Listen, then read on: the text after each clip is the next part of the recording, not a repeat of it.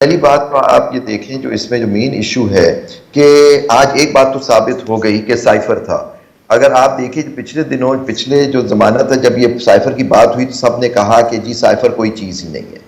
اور اگر سائفر میں آپ کہتے ہیں کہ ملک ہمارے تعلقات خراب ہو گئے تو پھر پاکستان نے اس وقت ڈیمارش کیوں دیا؟ وہ آفٹر نیشنل سیکورٹی کاؤنسل ہوئی، اس میں سارے فوجی بیٹھے، آپ کے لیڈران بیٹھے، انہوں نے ایک ڈیمارش دیا امریکہ کو کہ this amounts to interference in the internal affairs of Pakistan. Am I right in seeing this? جہاں کی ڈیمارش دیا، تو ڈیمارش تو اسی وقت دیا جاتا ہے ڈپلومیٹک، اس میں اگر کوئی صداقت ہو اس کے اندر. چلیں خیر وہ بات ہو گئی. پوائنٹ ہے آپ کو دیکھنا ہے کہ آپ نے سیکشن 5 کی اس میں وائلیشن ہوئی آفیشل سیکرٹس ایکٹ کی کہ آپ کو سزائے موت یا 14 سال تک کی قید ہو سکتی ہے.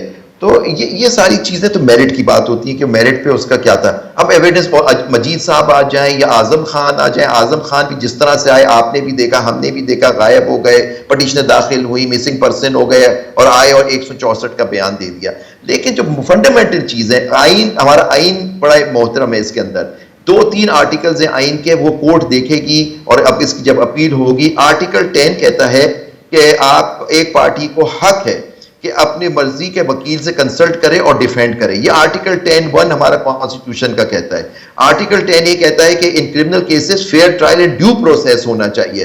یہ دیکھنا ہوگا کہ اس میں ڈیو پروسیس ہوا یا نہیں. اور تیسری بات کہ آپ کسی پہ سرکاری وکیل مسلط نہیں کر سکتے. اگر آپ ان کے وکلا نہیں آ رہے تھے 1 یا 2 یا 3 دفعہ، ان کو پوچھنا چاہیے تھا نہیں آ رہے، تو پارٹی سے خود کہتے کہ آپ کیس چلائیں اور خود آپ جرح کریں.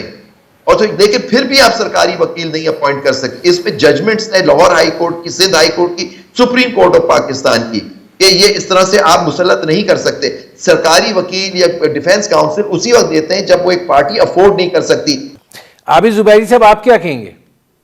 میں تو کہہ رہا ہوں یہ ججمنٹ ہی سیٹ اسائیڈ ہو جائے گی اس گراؤنڈ پہ اور میرٹ پہ بھی، کیونکہ میرٹ یہ کوئی نیوکلیئر وہ تھوڑی تھی آپ نے نیوکلیئر اپنی کوئی سیکرٹس دے دی. ایک سائفر تھا. پہلے آپ اس زمانے کے بیانات سنیے، ISPR کا بیان سنیے، جنرل صاحب کا بیان سنیے، پولیٹیکل پارٹیز کا بیان سنیے کہ سائفر ایک جھوٹ پہ مبنی ہے. ایک یہ اسٹیٹمنٹ اور عمران خان صاحب اس کو استعمال کر رہے ہیں نو کانفیڈنس موو کو. آپ ابھی آپ کے پاس آرکائیوز میں موجود ہوں گے، وہ سارے نکال کے سن لیے.